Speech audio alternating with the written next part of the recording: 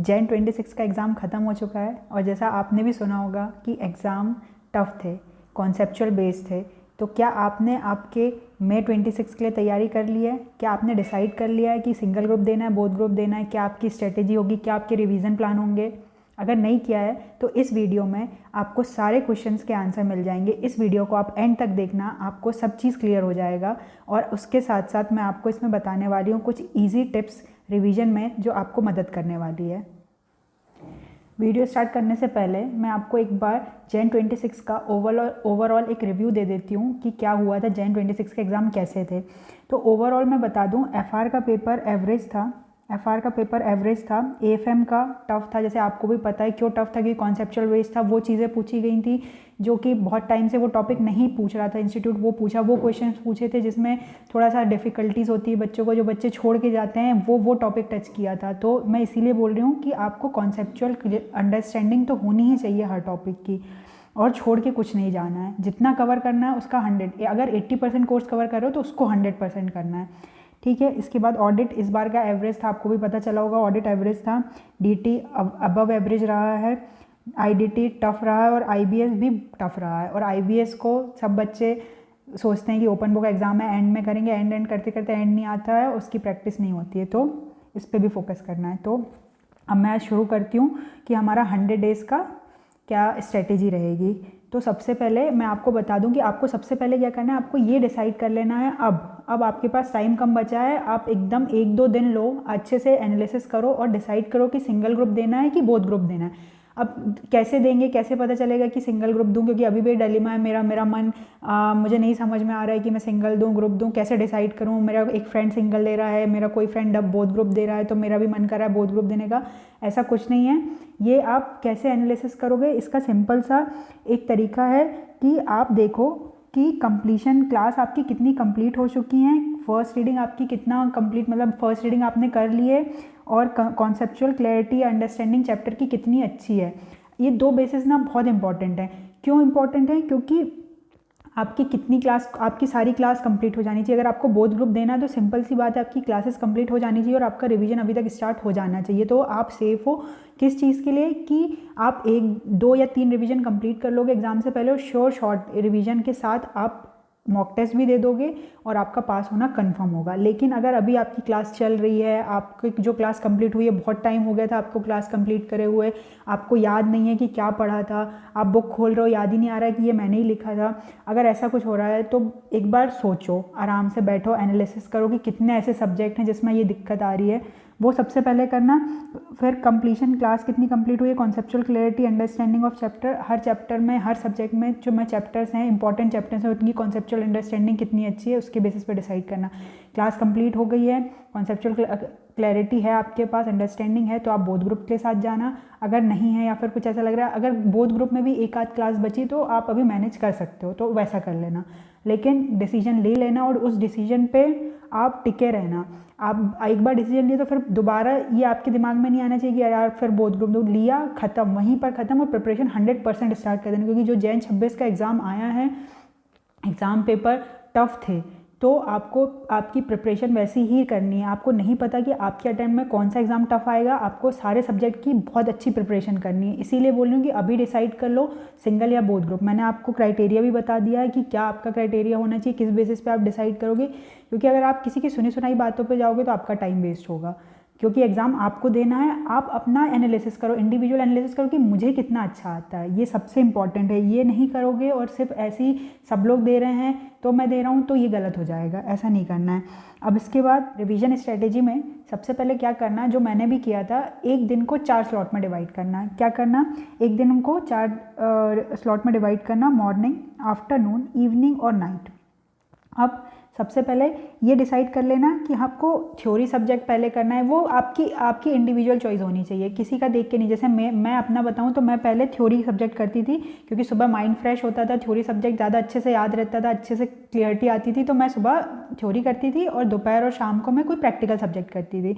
तो सबसे पहले आप 4 स्लॉट में डिवाइड कर लिया आपने अपना दिन। अब उसमें मॉर्निंग और आफ्टरनून तक मैंने थ्योरी सब्जेक्ट रिवाइज़ कर लिया, वैसे आप भी थ्योरी सब्जेक्ट कर सकते हो, और उसके बाद इवनिंग और नाइट के स्लॉट में प्रैक्टिकल सब्जेक्ट कर दो। और ये स्ट्रेटेजी उन लोग के लिए है जिसका क्लासेस अभी भी चल रही है, जिसका कंप्लीट हो गया है, रिवीजन प्लान ऑलरेडी बन गया है, रिवीजन चल रहा है, तो उस वीडियो को पूरा देखना। इससे जो आपको सही लगे वो अपने प्लान में ऐड ऑन कर लेना, अपने रिवीजन स्ट्रेटेजी में ऐड ऑन कर लेना। और अगर कोई ऐसा है जिसकी क्लासेस चल रही हैं, जो अभी भी डिसाइड नहीं कर पाया, टाइम नहीं मिल पाया है कुछ स्ट्रेटेजी बनाने का, तो वो इस वीडियो को देख के इसको फॉलो कर सकता है। अब उनके लिए भी बता दूं जिसकी क्लास पेंडिंग है। अब जिसकी क्लास पेंडिंग है उसको डे को कैसे डिवाइड करना है, वो डे को 2 पार्ट में डिवाइड करेगा। कैसे? क्लासेस कंप्लीट करने के लिए वो मॉर्निंग आफ्टरनून का टाइम देना, सुबह का स्लॉट देना, ख़त्म करना अपनी क्लास को, क्योंकि सुबह का टाइम माइंड फ्रेश रहता है आपका, आपको क्लासेस करनी, क्योंकि उसके लिए रिवीजन का टाइम कम बचेगा, क्योंकि अभी तक आपकी क्लास चल रही। तो सुबह सुबह करना, अच्छी कॉन्सेप्चुअल अंडरस्टैंडिंग लेना उस सब्जेक्ट की, उसको आफ्टरनून तक अपनी जितनी भी क्लास आपने शेड्यूल बनाया है जिस दिन भी तक कंप्लीट करने का, उस हिसाब से आप एक दिन का जो भी आपका टारगेट है वो कंप्लीट कर लेना। उसके बाद जो आपका आफ्टरनून और नाइट का स्लॉट बचेगा उसमें आप दूसरे सब्जेक्ट को रिवीजन करना। ये मत करना अभी आप अगर ऐसा कर रहे हो कि पूरे दिन आप सिर्फ उस सब्जेक्ट को एक सिंगल सब्जेक्ट को करोगे, इसकी क्लास ख़त्म कर लो फिर रिवीजन स्टार्ट करूँगा, तो ये बहुत बड़ी गलती है आपकी। रिवीजन आपको आज से ही स्टार्ट करना है। इस चीज़ को समझो कि अगर आप रिवाइज़ नहीं कर रहे हो, सिर्फ नया पढ़ते पढ़ते पढ़ते जा रहे हो, तो वो आपके दिमाग में नहीं रहेगा आखिरी दिन। एग्जाम में आप नहीं लिख पाओगे, सिर्फ आप न्यू पढ़ रहे हो, रोज़ न्यू पढ़ रहे हो। अगर आप रिवाइज़ नहीं कर रहे हो तो आपका न्यू पढ़ने का कोई मतलब नहीं है। तो जो आपने पढ़ चुके हो उसको सॉलिड करो, उसका बेस एकदम आप उसको सॉलिड बनाओ रोज़ रिवाइज़ करके। सिर्फ एक ही की है पास होने का, रिवीजन रिवीजन और रिवीजन। अगर आप नहीं कर रहे हो रिवीजन तो ये बहुत बड़ी गलती है, आपको रिवीजन स्टार्ट कर देना चाहिए। ठीक है, अब नेक्स्ट हम देखते हैं कि आपने फर्स्ट स्लॉट दे दिया, आपने फर्स्ट स्लॉट आपने दे दिया जो न्यू आपका बचा हुआ है वो पकड़ने के लिए, और आपने 2 स्लॉट का रिवीजन का डिसाइड कर लिया। अब टारगेट, अब देखो आपने आपका रिवीजन का भी मैंने बता दिया कि आपको कैसे और कितने सब्जेक्ट उठाना है। अगर आपके 4 सब्जेक्ट हैं, अगर मतलब आप बोथ ग्रुप दे रहे हो, तो आपको एक दिन में एटलीस्ट 3 सब्जेक्ट करना चाहिए। ये कैसे करना चाहिए? 2 सब्जेक्ट आपके मेन जिसको आप बहुत ज़्यादा टाइम देने वाले हो, और एक सब्जेक्ट जिसको आप लिमिटेड 1 to 2 आवर देने वाले हो सिर्फ रिवीजन के लिए, कि आप उसमें एक एक चैप्टर, आधा चैप्टर रोज़ रिवाइज़ करो, कि उसका आप उसके टच में भी रहो, और आपको वो ऐसा भी ना हो कि बहुत दिन हो गया छूटा हुआ, और अगर आप बाद में उठा रहे हो तो आपको ऐसा लग रहा है कुछ आ नहीं रहा है। तो इसीलिए अगर आप बोथ ग्रुप दे रहे हो तो 3 सब्जेक्ट तो आपको करनी ही है। ये जो 4 स्लॉट बताया इसमें 3 स्लॉट को ऐसे डिवाइड करना कि आप 2 सब्जेक्ट करो, और एक स्लॉट में थोड़ा सा टाइम रखना कि आप उसका रिवीजन करो, नाइट में सोते समय 1-2 घंटे का रिवीजन करो। और ये स्लॉट ना 3 घंटे का तो कम से कम रखना ही रखना। 3 घंटे इंटू 4 कितना हो गया? 3 4 12। अगर अभी आप 12 घंटे नहीं दे रहे हो तो आगे चल के ये नहीं बढ़ेगा टाइम, और एकदम से आप सोचोगे कि 50 दिन पहले मैं 15 आवर्स पढ़ लूँ, तो ऐसा नहीं होगा। आपको अभी से ही इतना टाइम देना पड़ेगा, आपको फोकस इतना बढ़ाना पड़ेगा, आपको आदत डालनी पड़ेगी कि आप एक जगह इतने देर तक बैठ पाओ। 3 घंटे का एक स्लॉट इसलिए बोला है कि 3 घंटे का एग्जाम आपको देना है, तो अभी से 3 घंटे की बैठने की आदत डालो। अगर आप 3 घंटे की बैठने की आदत नहीं डालोगे, एग्जाम में आप नहीं बैठ पाओगे इतने देर। तो ये स्लॉट 3 घंटे से कम का नहीं होना चाहिए, एक सिटिंग आपकी 3 घंटे की तो होनी चाहिए। अब इसके बाद एक सब्जेक्ट में तो आपको एग्जामिनेशन टारगेट करना ही करना है। नहीं पता कि इंस्टीट्यूट कौन सा एग्ज़ाम कब टफ दे दे, कौन सा एवरेज दे दे। जैसे इस बार एफआर का एवरेज था, हो सकता है एएफएम का एवरेज हो नेक्स्ट टाइम, नहीं जानते हम, हमारे हाथ में कुछ नहीं है। तो आपको एग्रीगेट में हेल्प करेगा ये, तो इसीलिए आपको करना ही करना है कि आपको दिमाग में ये टेंशन नहीं रहेगी कि मेरा एग्रीगेट निकलेगा कि नहीं। अगर एक में एग्जामिनेशन आ गया तो अगर आपका एफआर एएफएम अच्छा है, डीटी आईडीटी में कुछ है सब्जेक्ट अच्छे हैं आपके, तो उसमें आप अपना 100% दो कि आपका एग्जामिनेशन लगे। एग्जामिनेशन बहुत बहुत बहुत हेल्प करता है एग्रीगेट में, आपका एक टेंशन कम हो जाता है। इसके बाद आप क्या करो, नंबर ऑफ़ रिवीजन। अब बच्चे ये भी पूछते हैं कि नंबर ऑफ़ रिवीजन कितने होने चाहिए, कितने मैं करूँ, ये हमको नहीं पता होता है। कोई मेरा फ्रेंड बोल दिया कि मैंने 3 रिवीजन किया, मैंने 4 रिवीजन, ऐसा नहीं।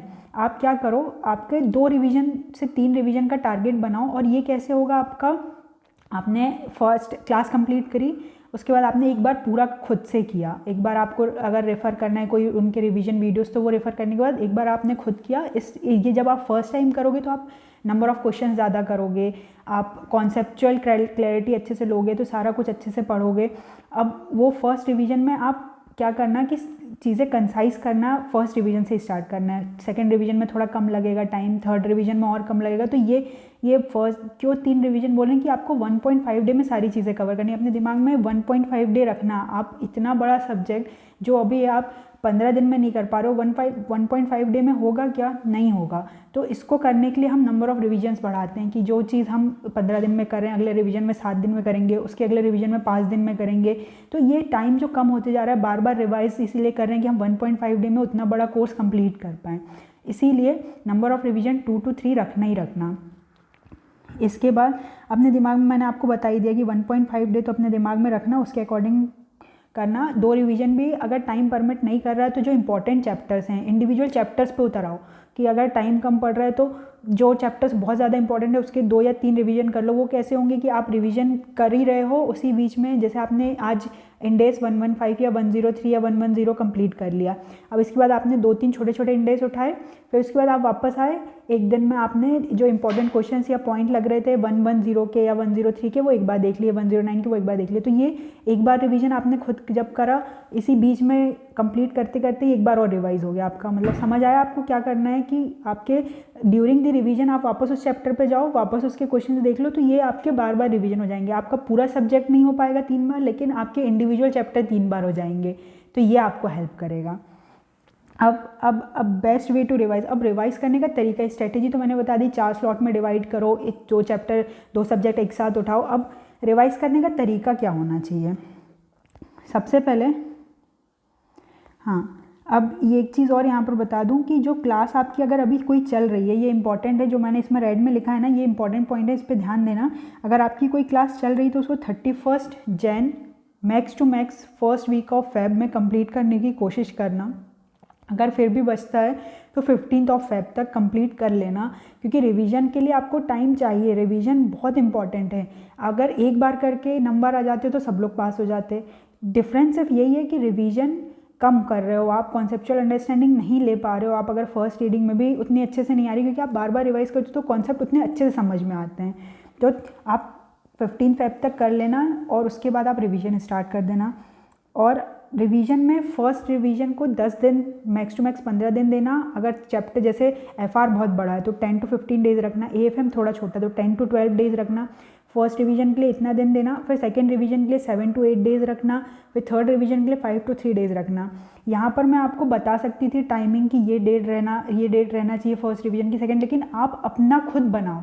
आप अपने नंबर ऑफ डेज कैलकुलेट करो, आपका अपना प्लानिंग देखो, अपनी एनालिसिस देखो कि अभी तक कितना हो गया, कितना बचा, उस हिसाब से कितना टाइम बच रहा है। आप अपना खुद जितना अच्छा एनालिसिस करोगे ना, उतना अच्छे से बना पाओगे और उतने अच्छे से इंप्लीमेंट कर पाओगे। आपके दिमाग में रहेगा कि मैंने 15th को बोला था ये कंप्लीट होना, तो क्यों नहीं हुआ, कहाँ कमी रह रही है आपकी करने में, वो आप एक बार देख लेना। तो इसीलिए मैंने नहीं बना के बताया कि 15 तक होना चाहिए फर्स्ट रिवीजन, सेकंड रिवीजन, ये वो आप अपना इंडिविजुअल बनाओगे। एक सब्जेक्ट एक बार में करना है, पूरा एक सब्जेक्ट एक बार में, मैं 7 दिन में एक सब्जेक्ट ही करके उसको कंप्लीट करूँगा, या 2 सब्जेक्ट में उठा के 15 डेज़ में करूँगा, वो आपके ऊपर डिपेंड करता है। कोई भी नहीं बता सकता, क्योंकि किसी को नहीं पता कि आपकी क्या अभी आपकी क्या लेवल ऑफ अंडरस्टैंडिंग है, या फिर आपका क्या अभी चल रहा है, क्या मतलब कितना कोर्स चल रहा है आपका, कितना बचा हुआ है पेंडिंग सिलेबस, या कितना आपने किया हुआ है। तो इसीलिए आप अपने आप को हमसे अच्छा कोई नहीं जानता है। हम भले किसी से भी पूछ लें, लेकिन हमारे बारे में हम ही सबसे अच्छे से जानते हैं। तो अपना खुद का एनालिसिस करो हर दिन, कि एक बार लिखो कि मैं इस सब्जेक्ट में इतने चैप्टर्स को बहुत अच्छे से पता है, इसका थोड़ा सा रिवीजन की ज़रूरत पड़ेगी, या इस चैप्टर में मेरे ये सारे कॉन्सेप्ट अच्छे हैं तो मैं इसके रिवीजन में कम टाइम दूंगा। वो आप अपना जितना अच्छा प्लान बनाओगे उतना अच्छा रहेगा। ठीक है। तो अब हम देखते हैं नेक्स्ट पॉइंट क्या है कि बेस्ट वे क्या होगा रिवीजन का। रिवीजन का बेस्ट वे यही है कि अगर आपको क्लास करे हुए बहुत ज़्यादा टाइम हो गया है, आपने 1 साल 2 साल पहले, मतलब 1.5 साल हो गया, 1 साल हो गया आपको, कि जैसे हम एफआर सबसे पहले स्टार्ट करते हैं, तो आप सबसे पहले क्या करना है, एफआर अगर ऐसे आपकी कोई भी सब्जेक्ट हो, ज़रूरी नहीं एफआर हो, कोई भी सब्जेक्ट हो और आपको बहुत टाइम हो गया उसको कंप्लीट किए हुए, तो बेस्ट तरीका क्या, जो मैं भी करती थी फॉलो, वो ये था कि मैं जो भी टीचर को फॉलो किया है उनका रिवीजन वीडियो देखा, अपनी सारे कॉन्सेप्ट एक बार में रिवाइज कर लिए, फिर बंद किया और उसके बाद क्वेश्चन सॉल्व किए। तो आप भी ये कर सकते हो, और अगर क्वेश्चन में कुछ दिक्कत आ रही है और उन्होंने क्वेश्चन कराए तो वो भी आप रेफ़र कर सकते हो। तो ये बेस्ट तरीका है, आपका टाइम भी बचेगा। लेकिन जब आपको जहाँ पर ना कॉन्सेप्ट आपको रिवीजन वीडियो की नीड हो तभी देखना, नहीं तो टाइम वेस्ट भी होता है। तो ये आपका पर्टिकुलर डिसीजन होना चाहिए कि नीड है कि नहीं है, आपकी अंडरस्टैंडिंग के अकॉर्डिंग। अब इसमें जब आप क्वेश्चन सॉल्व कर लोगे तो आपको कंट्रोल आना बहुत इंपॉर्टेंट है। आपके रिवीजन के बाद, हर एक रिवीजन के बाद आपका ग्रिप बहुत अच्छी होनी चाहिए उस चैप्टर पे, कंट्रोल बहुत अच्छा आना चाहिए। मुझे पता होना चाहिए कि उस कंट्रोल का, उस चैप्टर का क्या फ्लो है, कहाँ से स्टार्ट हो रहा है, कहाँ ख़त्म हो रहा है, कितने टॉपिक हैं, कितने टाइप के क्वेश्चंस पूछे हैं, कौन सा क्वेश्चन मुझे नहीं बना था, ये सब चीज़ आपके दिमाग में क्लियर होना चाहिए। नहीं है फर्स्ट रिवीजन के बाद सबके आप शॉर्ट नोट्स बना लो, एकदम छोटा छोटा लिख लो कि इसका फ्लो कहाँ से कहाँ स्टार्ट हुआ, क्या चैप्टर था, कितने टॉपिक पूछे, कौन सा क्वेश्चन किस टॉपिक से रिलेटेड है, और कौन से टॉपिक में आपको डिफ़िकल्टी आई समझने में, या फिर आपको नेक्स्ट टाइम उस पर ज़्यादा फोकस करने की ज़रूरत है। तो आप ये आपको क्या, और मैंने यहाँ पर लिखा भी है कि आपको क्या क्या करना है। जब आप फर्स्ट रिवीजन कंप्लीट कर लोगे तो ड्यूरिंग द रिवीजन ये प्रिपेयर करना। आप ऐसा नहीं कि फर्स्ट रिवीजन कंप्लीट किए फिर टाइम नहीं है ये सब करने का। ड्यूरिंग द रिवीजन आपने पढ़ा, कोई टॉपिक आपने पढ़ा या कोई नोट्स आप पढ़ रहे थे, आपको लगा कि हाँ इसका और शॉर्ट होता है तो मैं और जल्दी रिवाइज़ कर लेता, तो सबसे पहले आप शॉर्ट नोट्स बनाएंगे। आपको जैसी भी आपकी रिक्वायरमेंट है, 1 पेज है पूरा चैप्टर का 1 पेज में आपने समराइज़ कर लिया कि इस चैप्टर में कितने टॉपिक्स पूछे हैं, कौन सा टॉपिक इंपॉर्टेंट है, किस टॉपिक का ज़्यादा एनालिसिस करना है, कौन सा टॉपिक इतना ज़्यादा इंपॉर्टेंट है कि उसका हर एक सब पॉइंट आपको पता होना चाहिए। अब कंक्लूजन, अब बहुत बड़ा, जैसे इंडेस 109 बहुत बड़ा है, इंडेस 115 बहुत बड़ा है, तो इसका एक कंक्लूजन पॉइंटर आप बना लो। एक छोटा सा पेपर लो, स्टिकी नोट आते हैं उसमें एक कंक्लूजन पॉइंटर बना लो कि यहाँ फ्लो था, ये पॉइंट पूछा था, ये ऐसे ऐसे आ रहा है कि सबसे पहले आपकी 5 स्टेप्स हो गई, आपने 5 स्टेप्स, क्या कॉन्ट्रैक्ट की क्या 5 स्टेप्स होती हैं वो आपने लिख लिया, उसके बाद मॉडिफिकेशन आया, उसके बाद चेंज डेट आई, मतलब आप सारा का सारा फ्लो आप एक छोटे से पेज में बना लो कि आपका क्या कंक्लूजन पॉइंटर था लेंदी चैप्टर्स के लिए। अब आपका जब क्वेश्चन, आप प्रैक्टिकल क्वेश्चन सॉल्व कर रहे हो तो उस टाइम पे ही आपका एलडीआर की लिस्ट आप खुद भी प्रिपेयर कर सकते हो, आपको किसी टीचर का रेफर करने की ज़रूरत नहीं पड़ेगी। आप क्या करोगे, जब आप करोगे practical question solve first revision में, क्योंकि फर्स्ट रिवीजन में आप बहुत सारे क्वेश्चन सॉल्व करोगे, ऑलमोस्ट हर क्वेश्चन करोगे आप फर्स्ट रिवीजन, क्योंकि आपको नहीं पता, क्योंकि आपने टीचर ने कराया तो उसके बाद आपने नहीं किया, तो आप फर्स्ट रिवीजन में सारे ही करोगे, और करना भी चाहिए फर्स्ट रिवीजन में सारे। तो उससे आपको पता चल जाता है कि हर एक क्वेश्चन, कौन सा क्वेश्चन इंपॉर्टेंट है, कौन सा इजीली बन जाता है, उसको कट कर दो, कंसाइज करो कि अगर 50 क्वेश्चन में तो मतलब जैसे 50 क्वेश्चन दिए हुए हैं किसी चैप्टर में, तो जब आप फर्स्ट रिवीजन कंप्लीट करो तो आपके पास 30 क्वेश्चन की लिस्ट होनी चाहिए कि 30 क्वेश्चन बहुत इंपॉर्टेंट है, जिसमें डाउट हुआ था, जो बहुत इंपॉर्टेंट है, बहुत सारे कॉन्सेप्ट कवर करता है, क्वेश्चन टफ नहीं है लेकिन ऐसा क्वेश्चन है कि जिसमें बहुत सारे कॉन्सेप्ट को टच किया है, तो वो क्वेश्चन आपकी लिस्ट में होना चाहिए। कोई टफ लगा या जिसमें कॉन्सेप्ट से रिलेटेड क्वेश्चन नहीं था, कुछ अलग क्वेश्चन था, वो सब आपकी लिस्ट में आना चाहिए। अब ये एलडीआर क्वेश्चन की लिस्ट हो गई, तो अगली बार जब आप वो 30 क्वेश्चन करोगे ना, तो नेक्स्ट रिवीजन में वो 30 क्वेश्चन का 15 हो जाएगा, क्योंकि आपको वो 15 क्वेश्चन और बन जाएंगे, क्योंकि आपने फर्स्ट रिवीजन कंप्लीट कर लिया, तो आपको उतने अच्छे से ये क्वेश्चन बन जाएंगे कि अब तो ये भी सही लगेगा कि हाँ सेकंड रिवीजन में आपने कॉन्सेप्ट रिवाइज किया, तो अब आपको 15 क्वेश्चन और बन जाएंगे। तो अब आपके पास, जब आप सेकंड रिवीजन कंप्लीट कर लोगे तो 15 क्वेश्चन बचेंगे। अब जब आप थर्ड रिवीजन करोगे तो आपका हो सकता है कि वो लिस्ट आते आते इतनी कम हो जाए कि आपको 10 क्वेश्चन ही ऐसे हों कि जो एकदम आपको ऐसा लगे कि ये क्वेश्चन तो करके जाऊँगा, मेरे कॉन्सेप्ट भी क्लियर हो जाएंगे, मेरे को कुछ क्वेश्चन से कॉन्सेप्ट भी मेरे कवर हो जाएंगे, और कुछ जो टफ हैं, जो बार बार करने पे भी कुछ डाउटफुल हो रहा है, मेरे से गड़बड़ हो रही है, तो वो उस लिस्ट में आएगा। तो ये बनाना बहुत ज़रूरी है। ज़रूरी नहीं है हाथ से अलग लिखो आप कहीं पर, वहीं छोटे से आप क्वेश्चन में टिक कर लो कि ये एग्ज़ाम वाला है, ये एलडीआर है। टाइम वेस्ट करने की ज़रूरत नहीं है, टाइम बचाना है हमको, तो जितना उसी आप अपने नोट्स में ही टिक मार्किंग करो, उसी में स्टिकी नोट्स लगा के लिखो, कुछ भी करो, बस आपको कंसाइज करना है कि आप 1.5 डे में सिर्फ जाओ और उस पॉइंट को देखो और आपका रिवीजन ख़त्म। ऐसा नहीं होना चाहिए कि आप ये भी बुक उठा रहे हो, ये भी बुक उठा रहे हो, ऐसा बिल्कुल भी नहीं होना चाहिए। आपको जितना एक कॉपी में आप सारा कवर कर लो, अपनी 4 बुक का कंक्लूजन एक कॉपी में आ जाए और 1.5 डे में आप करो हो जाए, तो आपको ऐसा बनाना पड़ेगा। उसके बाद फार्मूला शीट आपको ज़रूरत पड़ रही है, वो बना लो। आप मार्क कर लो कि कौन से क्वेश्चन में आपने गलती करी है, उसको मार्क कर लो, जैसे मैंने आपको बताया। ये आपको सब करना है, इसमें से जो भी आपको सही लगे वो आपको प्रिपेयर कर लेना फर्स्ट रिवीजन के साथ, तो आपका ये सेकंड रिवीजन में आपकी हेल्प करेगा, थर्ड रिवीजन में आपकी हेल्प करेगा, 1.5 डे में आपकी हेल्प करेगा, टाइम बचेगा आपका। तो हमारा टारगेट यही है कि 1.5 डे में हम पूरा सब्जेक्ट कैसे कवर करें और कैसे हमारा कंट्रोल आए और हम कॉन्फिडेंटली जाके एग्जाम में लिख के आएँ। ठीक है, अब टाइम मैंने आपको बता दिया कि वेस्ट नहीं करना है, रिवीजन के टाइम पे ही आपको ये चैप्टर की सारा चीज़ तैयार कर लेना है। नेक्स्ट रिवीजन में आपका टाइम बचाएगा। और जो वीक सब्जेक्ट है ना उसको टाइम दो, वीक सब्जेक्ट को रिवीजन में स्पेशली 1 घंटा तो दो। जैसे मैं ऑडिट को हर दिन 1 घंटा देती ही थी, भले मैं दूसरे चैप्टर कर रही, दूसरे सब्जेक्ट कर रही हूँ, मेरे पास टाइम कम है तो मैं सोने से पहले 1 घंटा ऑडिट पढ़ती थी क्योंकि मेरा ऑडिट वीक था। ऐसे ही आपका जो भी सब्जेक्ट वीक है, जो भी लग रहा है, आप उसको टच में तो रखो, उसको ऐसा बिल्कुल गैप नहीं आना चाहिए, उसको 1 हफ्ते का भी गैप मत देना, क्योंकि अगर आपने जहाँ गैप दिए वो जुप से करके आपके दिमाग में से उड़ जाएगा। तो ये गलती मत करना, टच में रहना, जिसका जो भी आपका वीक सब्जेक्ट है उसको टच में रहना, भले चैप्टर खोलना, 2-4 टॉपिक रिवाइज करना, 2-4 क्वेश्चन करना, लेकिन उसके टच में रहना, ठीक है। अब नेक्स्ट हम देखेंगे कि मॉक टेस्ट, जैसे बच्चे बोलते हैं मॉक टेस्ट कितने देने चाहिए, कितने नहीं।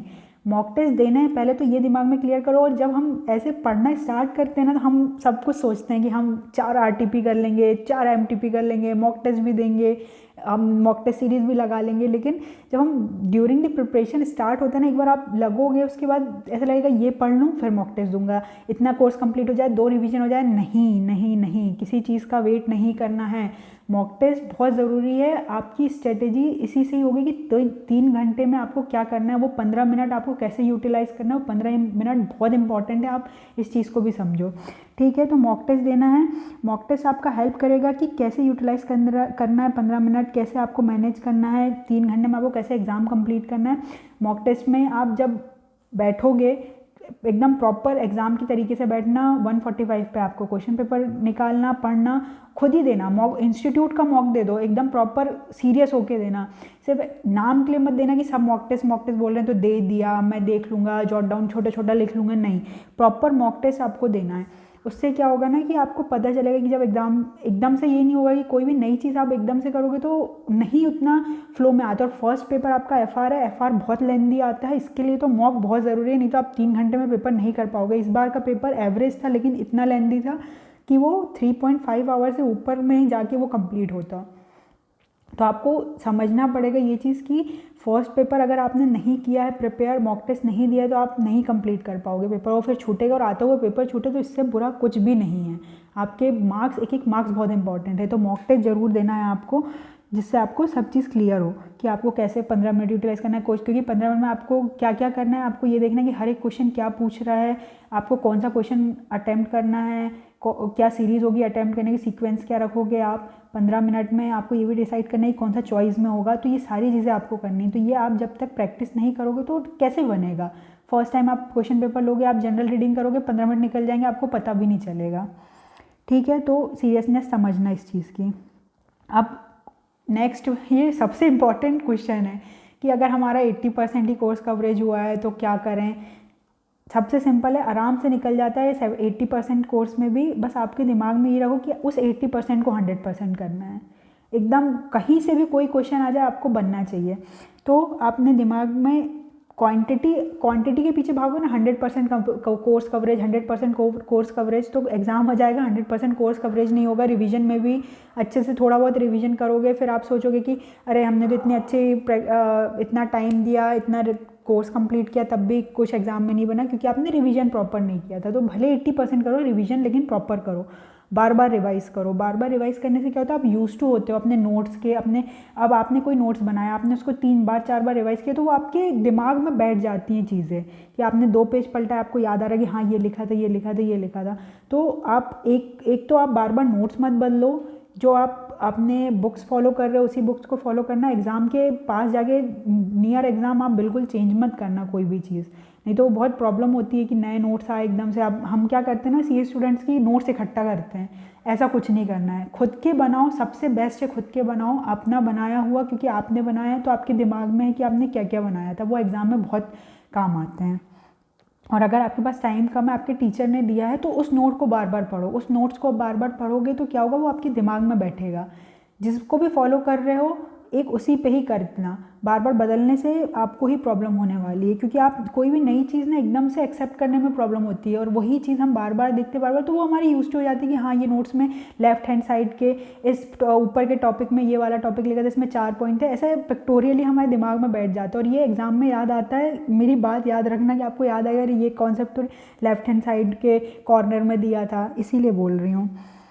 अब 100% कोर्स कवरेज के पीछे मत भागना। कॉन्सेप्चुअल क्लैरिटी बहुत इंपॉर्टेंट है। इस बार के एग्ज़ाम में ये पता चल गया कि कॉन्सेप्चुअल क्लैरिटी कितनी इंपॉर्टेंट है, इसलिए मेरा बार बार वर्ड यही है कि कॉन्सेप्चुअल क्लैरिटी, वो जो इंपॉर्टेंट क्वेश्चन सिर्फ करके चले जाए, इंपॉर्टेंट टॉपिक करके चले जाए, उनको तो बहुत ही ज़्यादा टफ लगा है पेपर, उनको नहीं समझ में आया है। तो आप ये मत करना कि कुछ क्वेश्चंस मैं कुछ क्वेश्चंस कर लूँ, कोई किसी टीचर का LDR मिल गया उससे वो क्वेश्चन कर लूँ, नहीं, आपको करना 100% है, क्योंकि वो टॉपिक पूछा है जो कि बच्चे सोचते थे कि ये नहीं आएगा, ये डिफ़िकल्ट लग रहा है तो छोड़ दो बाकी कर लो, नहीं, आपको हर एक टॉपिक करना है, जो भी कर रहे हो उसका 100% करना है। अब अपना ओवर थिंकिंग में टाइम वेस्ट मत करना, टाइम कम है, हम दिन भर बैठ के सोचते रह जाते हैं, टाइम निकल जाता है, एग्ज़ाम आ जाएगा, May 26 आने में ज़्यादा टाइम नहीं है। अभी यही नहीं डिसाइड कर पा रहे हो आप, सिंगल ग्रुप बोथ ग्रुप करते करते आप 15-20 दिन और निकाल दोगे, टाइम निकल जाएगा। तो किसी भी चीज़ को ओवरथिंक मत करो कि इतना कोर्स बचा है, इतना ये बचा है, करते जाओ। हर दिन का एक ही सबसे बेस्ट तरीका है, हर दिन टारगेट बनाओ, अचीव करो, टारगेट बनाओ, अचीव करो, करते करते आपको 15-20 दिन बाद लगने लगेगा हाँ यार अब हो जाएगा, हो जाए। अभी आप क्या कर रहे हो, सिर्फ सोच रहे हो। जब तक आप एक्शन नहीं लोगे ना तो ओवर थिंकिंग बढ़ती जाएगी। ओवर थिंकिंग को कम करने का बेस्ट तरीका है एक्शन लो। एक्शन लोगे तो आपका काम सही होगा। अब आपको क्या करना है, प्लान बनाओ। अगर आपको ऐसा लग रहा है बहुत सारा है तो हमको डायरेक्ट 100 स्टेप नहीं चढ़ना, हमको फर्स्ट स्टेप लेना। फर्स्ट स्टेप क्या होगा, इतने बड़े कोर्स में से एक टॉपिक आज मुझे कंप्लीट करना है तो वो मैं आज कंप्लीट करके ही सोऊंगा। आज दो सब्जेक्ट के इतने टॉपिक, इतने क्वेश्चंस करने तो करके सो। ऐसे करते करते आज का टारगेट कंप्लीट हुआ, कल का कंप्लीट हुआ, परसों का, ऐसे करते करते एक दिन देखना इतना बड़ा कोर्स ना इतना सा लगेगा। तो बस आपको हर दिन उसको कंप्लीट करना है। रोज़ का टारगेट आपको और रोज़ प्लानिंग करो, डिसाइड करो और एक्ट करो, ठीक है। प्लान पे स्टिक रहो, अपने डिसीजन पे स्टिक रहो। सिंगल ग्रुप तो सिंगल ग्रुप, बोथ ग्रुप तो बोथ ग्रुप, उसके आगे कुछ नहीं सोचना है। कितना भी डिस्कशन हो जाए आपके फ्रेंड्स से, दोस्त से, आपने डिसाइड कर लिया, किसी के इन्फ्लुएंस में बताना, आप अपने आप को सबसे अच्छे से जानते हो, डिसीजन लो, उस पर स्टिक रहो, ठीक है। अचीव करो डेली टारगेट, रिव्यू करो अपनी प्रोग्रेस, हर दिन अपना प्लान बनाओ और उसको शाम को बैठो रिव्यू करो कि आज कोई टॉपिक बचा है तो क्यों बच गया, क्या मैंने कम टाइम दिया था या कोई टॉपिक ने ज़्यादा टाइम ले लिया, तो मैं अगले दिन उसको कैसे कवर करूँ। अगले दिन के टारगेट में मेरा पहला टारगेट यही होना चाहिए कि मैं जो पिछला छूटा था वो कंप्लीट करूँ। और टारगेट ऐसा पहले दिन से मत बनाना कि जो अचीव ही ना हो पाए, फिर आप वो डिमोटिवेट करते हैं कि मैंने बना लिया 4 चैप्टर करूँगा और नहीं हो पाया। थोड़ा सा ना ऐसा टारगेट बनाओ कि जो अचीवेबल हो, जो आपको भी पता हो कि मैं अचीव कर लूँ। आज एक चैप्टर कंप्लीट करना है, 4 क्वेश्चन करना है, 5 क्वेश्चन, धीरे धीरे धीरे बढ़ाओ। पहले दिन ही बैठो और सोचो कि नहीं आज तो मैं 2 सब्जेक्ट उठाऊंगा, 2 सब्जेक्ट के 4 टॉपिक 5 टॉपिक कर लूँगा। फर्स्ट डे है, अगर आप अभी स्टार्ट कर रहे हो रिवीजन में तो थोड़ा यूज टू होने में टाइम लगेगा, थोड़ा आपको फोकस करने में टाइम लगेगा, क्योंकि अभी तक आप इधर उधर की चीज़ों में लगे हुए थे। अब अपना माइंड को फोकस करो सिर्फ स्टडी पे, तो ये धीरे धीरे बढ़ेगा। जितना टाइम डिले करोगे एग्ज़ाम के, ऐसा नहीं होगा कि एग्ज़ाम आने वाले 1 महीने बचे तो पूरा फोकस हो जाएगा, दिमाग तो वहीं रहेगा ना, दिमाग आपका दूसरी चीज़ों में ही लगा रहेगा। तो वो आप एक दिन में नहीं, उसको ट्रेन करो हर दिन फोकस करने को, हर दिन फोकस करने को। धीरे धीरे धीरे ये टाइम बढ़ते जाएगा फोकस का, ठीक है। अब आपको क्या करना है, रिव्यू करना है अपनी प्रोग्रेस और प्लान, और चेंज और मॉडिफाई करना है प्लान। आपका जो गोल है उसके अकॉर्डिंग आपका प्लान, और अगर आपका प्लान में कुछ गड़बड़ लग रहा है, ऐसा लग रहा है कि हाँ आज मैंने ये दो टॉपिक गलत उठा लिए थे, 2 बड़े टॉपिक के साथ मुझे 2 छोटे टॉपिक उठाने थे, तो वैसा बनाओ, चेंज करो हर दिन प्लान। क्योंकि आपको गोल क्या है, आपका CA बनना, उसके लिए आपको हर दिन अगर चेंज करना है तो करो ना भाई। CA बनना कोई छोटी सी चीज़ नहीं है कि आज आप बैठ के सोचोगे हाँ कर लूँगा कर लूँ, नहीं, आज से ही स्टार्ट करना है आपको। आज से ही स्टार्ट करो, कंप्लीट करो, स्टार्ट करो, कंप्लीट करो। इसके बाद नेक्स्ट टॉपिक क्या है, हाँ, और जो मैंने आपको बता दिया कि बेस्ट वे क्या है stop overthinking, best way to stop overthinking is to take action. लो भाई, एक्शन लो, ख़त्म करो। कुछ नहीं करने वाले ही ओवर थिंक करते हैं, जो कर रहे हैं वो टाइम वेस्ट नहीं कर रहे हैं, अच्छे से पढ़ाई कर रहे हैं भाई। 10% मतलब रिजल्ट आप खुद ही देखते हो कितना रहता है रिजल्ट, मतलब 100 में से 22%, 10%, 20% ऐसे रिजल्ट आ रहा है। तो सोचो 100 बच्चे अगर पढ़ाई कर रहे हैं तो उसमें से 22 बच्चे पास हो रहे हैं, तो आपको आना है उसमें। तो आप अगर आज खाली बैठे हो और सिर्फ सोचो कि करूँगा, तो भाई बाकी के 22 बच्चे पहले से तैयार हैं लाइन में। तो ये आप दिमाग में रखना, जब आप खाली बैठ के सोच रहे हो ना, तो आपकी आगे निकल गए बहुत सारे बच्चे, आप और पीछे होते जा रहे हो, भीड़ बहुत है। तो आपको बहुत मेहनत कर रहे हैं वो लोग, बहुत मेहनत कर रहे हैं, तो आपको भी बहुत मेहनत करनी है।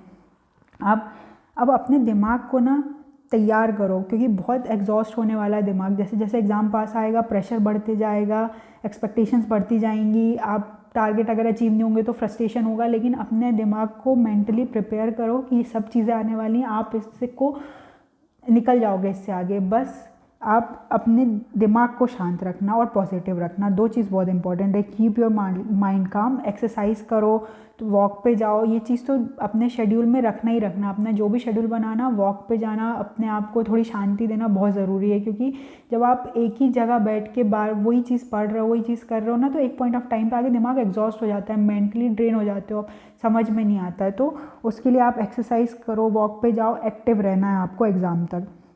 अब आपको ये कब हेल्प करेगा, जब आप एग्जॉस्ट हो जाओगे या प्रेशर होगा।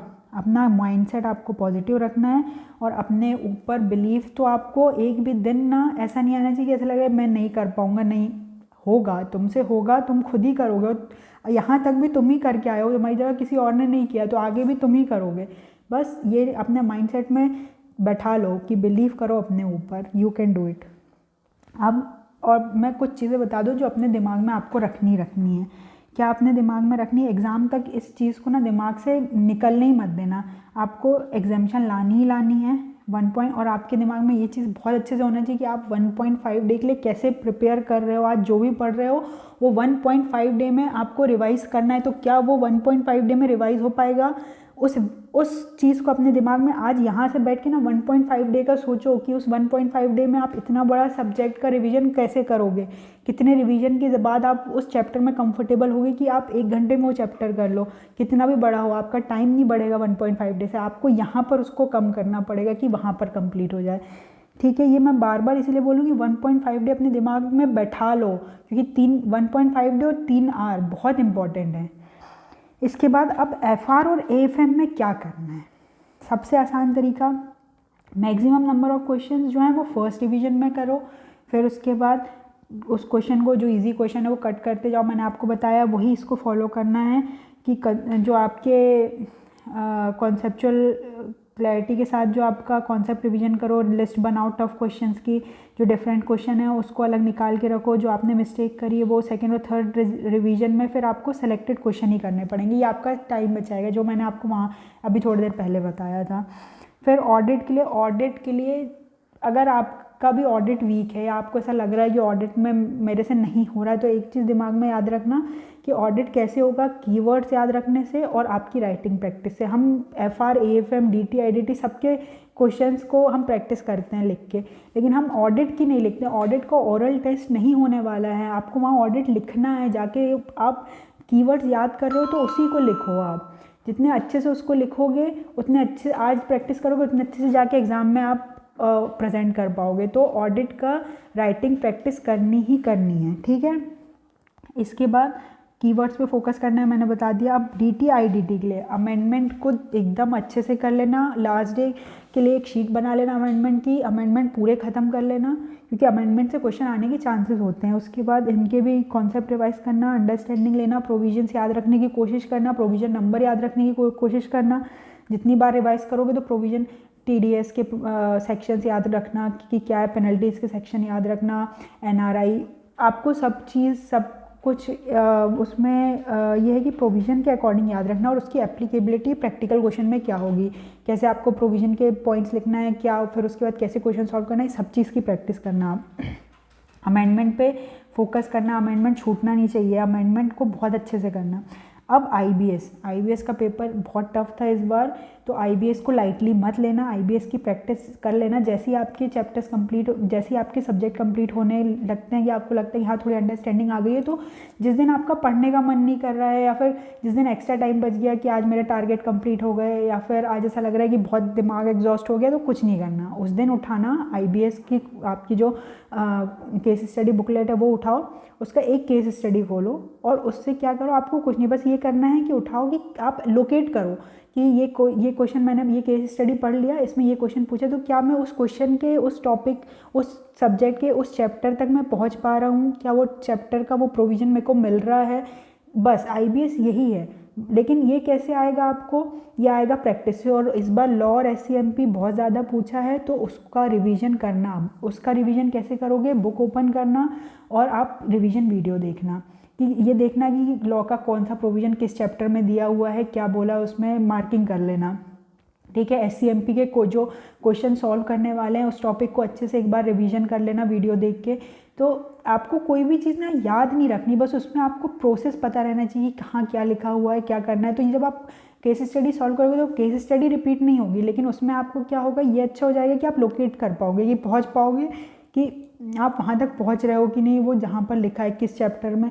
पहले तो सब्जेक्ट, फिर सब्जेक्ट के कौन से चैप्टर का कौन सा टॉपिक, ये चीज़ आपको पता होना चाहिए। तो IBS की प्रैक्टिस करना, एंड के लिए मत छोड़ना, एंड के लिए टाइम नहीं बचता है। तो प्रैक्टिस मार्च लास्ट वीक तक आप इसकी स्टार्ट कर देना, क्योंकि आपके सारे सब्जेक्ट जब तक हो पाएंगे। और अगर आप सिंगल ग्रुप दे रहे हो, सिर्फ सेकंड ग्रुप दे रहे हो, तो फर्स्ट ग्रुप का भी तैयारी कर लेना।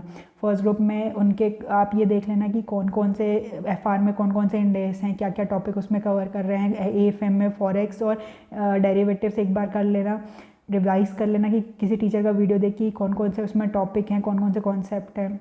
ऑडिट की बुक ओपन कर लेना, जैसे मैंने लॉ का बताया, और रिवीजन वीडियो लगा लेना कि कौन कौन सा टॉपिक आ रहा है उस चैप्टर में। ठीक है, IBS के लिए बेस्ट यही रहेगा। अब आपका कवरेज, अगर आपके पास लिमिटेड टाइम है तो आप ना अपना कवरेज डिसाइड कर लो कि मेरे को इतना तो मैं करूँगा, इससे ज़्यादा नहीं जाऊँगा। क्योंकि अभी जब हम स्टार्ट करते हैं हमें लगता है मैं ये भी कर लूँगा, वो भी कर लूँगा। नहीं, कवरेज अपना अभी से डिसाइड करो, अपने दिमाग में बैठाओ कि देखो इंपॉर्टेंट क्या क्या है, पास 3 MTPs, पास 3 RTPs और 3 क्वेश्चन पेपर, ये तो आप कर लेना। क्योंकि ये कर लोगे तो आपके, क्योंकि जब आप सब कुछ कर लिए तो उसके बाद आप RTPs उठाओगे। ये आजकल तो क्वेश्चन बैंक में भी RTPs के क्वेश्चन आते हैं, तो फिर आपको अलग से देखने की ज़रूरत नहीं। और अगर नहीं है तो एक अलग से रेफ़र कर लेना कि जब पूरा क्वेश्चन हो गया आपका, मतलब पूरा सब्जेक्ट हो गया, फर्स्ट सेकंड रिवीजन चल रहा है, तो उसके साथ साथ RTP भी उठा लेना। और इस अटैम्प्ट की तो करनी है, पिछली 2 और देख लेना। अब इतना करने के बाद ये ना अपने दिमाग में बैठा मोर देन इनफ है। अपने दिमाग में ये मत रखना कि कुछ कम करके जा रहा हूँ, कुछ कम करके जा रहा हूँ। जितना किया है लास्ट डे पे बेस्ट है। आप जो कर रहे हो अपना उसमें 100% दो, कंपैरिजन मत करना। अब अपना दिमाग इसमें मत लगाना कि मेरे को 100% से नहीं होगा। जो भी आप अगर लिमिटेड भी कर रहे हो तो उसमें अपना 100% करना। मैंने आपको बता दिया कि अगर 80% भी करो तो उसको 100% करना। अब अपने आप को ना कंपैरिजन मत करना अपने फ्रेंड से। अब क्या होता है ना कि जैसे अब हमने अपने बात करी, अपने किसी फ्रेंड से बात करी, मेरे साथ भी होता था, आपके साथ भी होगा, ऐसा कुछ नया नहीं है कि हमने बात करी फिर उसने बोल दिया कि अरे यार मेरे तो ये रिवीजन कंप्लीट हो गया, ये चैप्टर मैंने कर लिया, तो फिर ऐसा लगता है अरे यार अभी तो मेरा हुआ ही नहीं, मैंने तो किया नहीं, ये तो मेरा तो इतना सारा बचा है, कैसे करूँगा, क्या होगा। नहीं, आप अपना फोकस, अपना टारगेट अचीव करते चलो और अपनी स्पीड में चलते चलो। हो सकता है उसकी स्पीड अलग हो, उसका ग्रैस्पिंग पावर अलग हो, उसका करने का तरीका अलग हो, और क्या पता कॉन्सेप्चुअल क्लैरिटी हो रही कि नहीं। आपको कॉन्सेप्चुअल क्लैरिटी करने की ज़रूरत है, लेने की ज़रूरत है, कॉन्सेप्चुअली आपको अंडरस्टैंडिंग लेने की ज़रूरत है। आपको भागना नहीं है, आराम से अपना टाइम लो, चीज़ों को समझो, प्रैक्टिस करो, रिवाइज़ करो, समझो, प्रैक्टिस करो, रिवाइज़ करो। ठीक है। अब सबसे पहले to improve productivity it is important to limit entertainment and control social media. अब देखो यार, सोशल मीडिया को तो कंट्रोल करना ही पड़ेगा आपको टाइम, क्योंकि पता है हम पढ़ने भी बैठ जाएंगे ना, 1 रील 2 रील करते करते कितना टाइम निकल जाता है ना। अरे यार 1 घंटे चले गए हमारा और सबसे ज़्यादा टारगेट आपका इसीलिए छूटेगा। तो इसीलिए लिमिट कर दो अभी से। जितना फोकस आप अभी दोगे, फोकस करोगे पढ़ाई में, इतनी फोकस बढ़ेगा नहीं। तो अभी अगर आप इधर उधर बिजी रहोगे ना, ये सोशल मीडिया ये वो टाइम कंजम्पशन की चीज़ है। और आपका अटेम्प्ट May 26 है, और यह अटेम्प्ट एक बार चला जाएगा ना, तो भाई मैं बता रही हूँ इससे ज़्यादा बुरा कुछ नहीं है कि आपका वो सिर्फ वो रील देखने, रील कुछ ख़त्म नहीं हो जाएगी इतने जल्दी, कुछ हो नहीं जाएगा। आपके 3 महीने आप नहीं देखोगे तो 100 डेज़ में कुछ बदल नहीं जाएगा, दुनिया में कुछ ख़त्म नहीं हो जाएगा। आपको पढ़ाई करनी है, आपका CA बनना ज़्यादा इंपॉर्टेंट है। सब चीज़ वहीं रहेगी, आप जाके सब चीज़ देख सकते हो वापस। ये 3 महीने आप दे दो, आप देखो, अपने पेरेंट्स को देखो, वो आपके लिए हर चीज़ कर रहे हैं। आप अपने लिए ये चीज़ नहीं कर सकते कि आप अपना सोशल मीडिया कंजम्पशन लिमिट करो। प्रोडक्टिविटी आपकी वही चीज़ खाएगी। मैं बता रही हूँ, बार बार बोल रही हूँ कि आप अगर प्रोडक्टिव नहीं हो रहे हो तो देखो कि आप कहीं टाइम वेस्ट तो नहीं कर रहे हो। आप रिवीजन वीडियो देखने गए थे, क्या आप कोई और वीडियो देख के तो नहीं आपने टाइम वेस्ट कर दिया। इसीलिए सोशल मीडिया को रिस्ट्रिक्ट करना बहुत ज़रूरी है। ठीक है। अब अचीव करना है आपको गोल, तो must be discipline and remain consistent. Discipline होना बहुत ज़रूरी है। हर दिन सेम नहीं होगा, एक चीज़ अपने दिमाग में बैठा लो। हर दिन मोटिवेटेड नहीं रहोगे, हर दिन ऐसा नहीं होगा कि सुबह उठोगे और इतना अच्छा मूड रहेगा कि आज सब कुछ कंप्लीट कर लो, ये सब हर दिन वैसा नहीं होगा। लेकिन अपना डिसिप्लिन रहना, सेम डे पे सेम टाइम पे उठो, अपना शेड्यूल फॉलो करो। आपके टारगेट अचीव होने चाहिए, डे एंड में आपके टारगेट कंप्लीट होना चाहिए। सबसे ज़्यादा इंपॉर्टेंट यही है, यही एक तरीका है पास होने का, कि आप हर दिन का टारगेट कंप्लीट करो, रिवाइज करो, रिवाइज करो, रिवाइज करो, और कॉन्सेप्चुअल क्लियरिटी रखो दिमाग में। कोई भी चीज़ रटना नहीं है, ठीक है। अब इसके बाद क्या करना है, अब सबसे बड़ी बात ये थी कि इफ़ेक्टिव आवर कितने होने चाहिए पर डे पढ़ाई के। तो इसके लिए भी मैं एक चीज़ बता दूं, कि शॉर्ट में ही बता देती हूँ कि सबसे पहले अगर आपके पास 24 आवर्स हैं, तो 24 आवर्स में से अगर मैं 6 आवर्स आपकी हटा देती हूँ स्लीपिंग, 6 आवर्स फॉर स्लीप, और इसमें से 4 आवर्स फॉर अदर एक्टिविटी, तो कितने बचेंगे मेरे पास रिमेनिंग, 6 बचेंगे 14 आवर्स। अब 14 आवर्स में से अगर आप कम दे रहे हो, कम से कम 12 आवर्स भी आप बैठ रहे हो, 3-3 आवर्स के स्लॉट में 4 आवर्स में कर रहे हो, तो कम से कम आपके 7 आवर्स तो इफ़ेक्टिव आने ही चाहिए। समझ रहे हो, 7 आवर्स बोल रही हूँ मैं, उसमें इफ़ेक्टिव होने ही चाहिए। मतलब आप अगर 12 घंटे ही पढ़ रहे हो तो अभी एकदम से इतने ज़्यादा इफेक्टिव आवर्स नहीं होंगे। इफेक्टिव आवर्स का मतलब ये होता है कि आप मतलब कितना आप समझ रहे हो, कितने अच्छे से आपकी अंडरस्टैंडिंग हो रही है, कितना अच्छा आप प्रैक्टिस कर पा रहे हो, वो सारी चीज़ आपकी इफेक्टिव आवर्स में आती। हो सकता है कि आप कोई टॉपिक पढ़ते पढ़ते आपका दिमाग कहीं और चला गया, 1-8 घंटे ऐसे ही निकल गए आपके। तो इफेक्टिव आवर्स मतलब आप उसमें कितना बेस्ट सीख रहे हो, कितना बेस्ट प्रैक्टिस कर रहे हो, वो आपका इफेक्टिव आवर्स में आता है। तो आप अपना इफ़ेक्टिव आवर्स अगर अभी से आप 7 आवर्स नहीं रखोगे अपना, तो ये धीरे धीरे ये बढ़ेगा, ठीक है। अगर आप 12 आवर्स पढ़ रहे हो तो उसमें 7 आवर्स इफेक्टिव निकल रहा है, तो बहुत अभी बेस्ट है ये। धीरे धीरे आप जितना बढ़ाते जाओगे, अब 12 आवर्स में से अगर 8 आवर्स इफेक्टिव निकल रहा है, 9 आवर्स इफेक्टिव निकलेगा धीरे धीरे धीरे, तो आपका क्योंकि फोकस होगा, आपका फोकस हटा तो आपके पढ़ तो रहे हो, लेकिन वो आपको समझ कहाँ आ रहा है, आपके दिमाग में नहीं आ रहा। तो ये इफेक्टिव आवर्स में थोड़ी ना आएगा। आपने 12 घंटे पढ़े, हो सकता है उसमें से 2 घंटे ही आपके इफेक्टिव आवर्स निकल रहे हो, 2 से 3 घंटे। आपके बाकी टाइम आपके दिमाग में दूसरी चीज़ें चल रही है, क्लासेस सामने चल रही हैं, लेकिन आप ध्यान ही नहीं दे रहे हो क्लास में, आप साथ में मोबाइल चला रहे हो, तो ये इफेक्टिव आवर्स में थोड़ी ना आएगा। वो तो सिर्फ आप बैठे हो वहाँ पर। तो इफेक्टिव आवर्स मतलब फोकस करके आपने कितना अच्छा पढ़ा, कितना अच्छा समझा, वो आपके इफेक्टिव आवर्स में आएगा।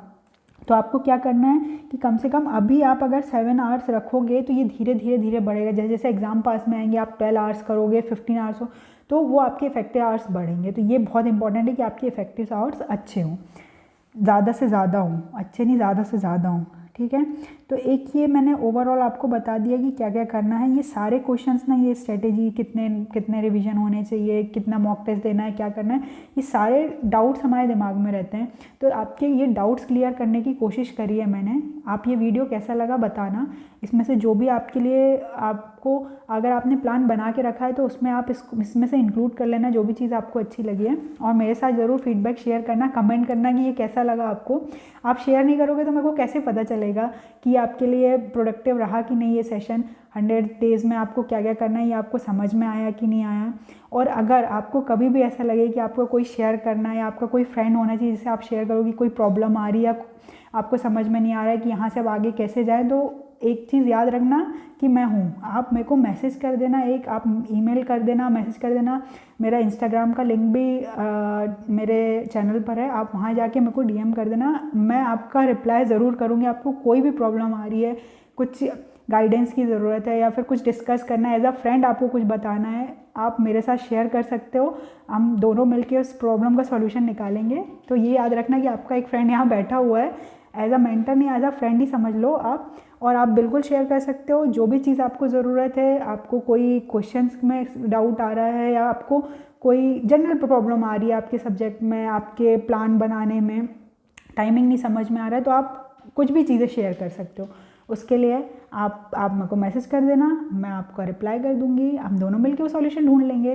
ठीक है, तो अब मैं इसी नोट पे इस वीडियो को ख़त्म करती हूँ। ये प्लीज़ ये वीडियो शेयर करना, लाइक करना, सब्सक्राइब करना मेरे चैनल को, क्योंकि आगे मैंने और भी चीज़ें सोची हैं कि मैं एनालिसिस लेके आऊँ May 24 से अभी तक का, कि किस चैप्टर से कितने MCQ पूछे हैं, किस चैप्टर से कितने डिस्क्रिप्टिव क्वेश्चंस पूछे हैं, कितने मार्क्स का, उसका एक पूरा एनालिसिस लेके आऊँ और मैं आपको बता पाऊँ इंडिविजुअली कि कौन सा चैप्टर मोस्ट इंपॉर्टेंट है, जिस पर आप अभी से फोकस करके चलो, उस चैप्टर को आप 100% करो।